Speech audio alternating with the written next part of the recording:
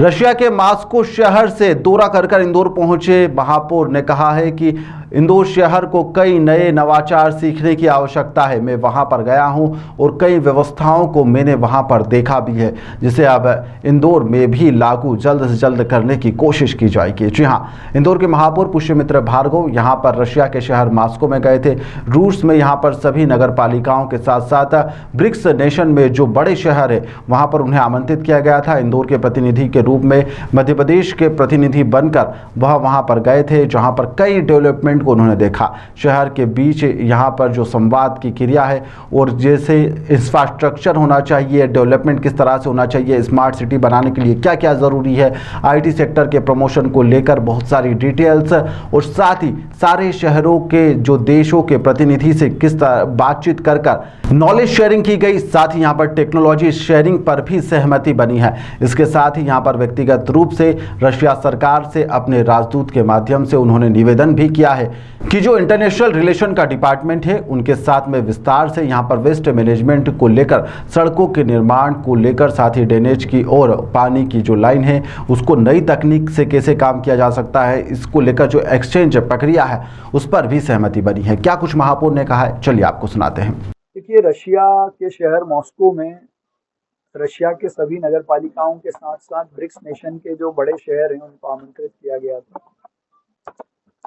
इंदौर के प्रतिनिधि के रूप में, मध्य प्रदेश के प्रतिनिधि के रूप में सस्टेनेबल डेवलपमेंट क्या हो, शहरों के बीच में आपस में संवाद कैसा हो, चाहे इंफ्रास्ट्रक्चर के डेवलपमेंट को लेकर हो, स्मार्ट सिटी बनाने को लेकर हो या आईटी सेक्टर के प्रमोशन को लेकर हो, इस पे बहुत डिटेल में सारे शहरों ने और सारे देशों के प्रतिनिधि ने बातचीत की और ये भी तय किया है कि हम आपसी सहमति और सद्भाव से एक दूसरे के शहरों में जो काम नहीं है इसको बढ़ाने के लिए नॉलेज शेयरिंग और टेक्नोलॉजी शेयरिंग पर सहमति हुई है। इसके अलावा मैंने व्यक्तिगत रूप से रशिया सरकार से अपने राजदूत के माध्यम से निवेदन किया था, तो जो उनका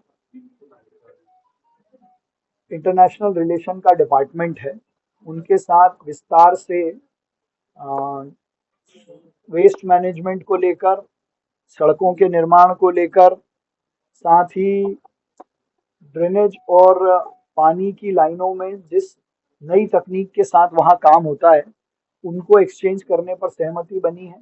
विशेष रूप से जो उनका स्मार्ट सिटी और आईटी का डिपार्टमेंट है, तो रशिया सरकार के आईटी डिपार्टमेंट के साथ भी मेरी 1-to-1 चर्चा हुई है, जिसमें उन्होंने पूरे मॉस्को शहर को ट्विन सिटी बना रखा है, कैसे उन्होंने मॉस्को शहर की एक एक गली, एक एक सड़क और अंडरग्राउंड लाइनों को मैप कर लोगों को सुविधाएं देने का काम किया है। एक एक सड़क, एक एक गली उनकी कैमरे पर एक स्थान पर देखी जा सकती है और उसी के आधार पर वो लॉ एंड ऑर्डर भी मेंटेन करते हैं। जो लोग ट्रैफिक वायलेट करते हैं उनके ऑटो डेबिट मोड पर चालान बनते हैं।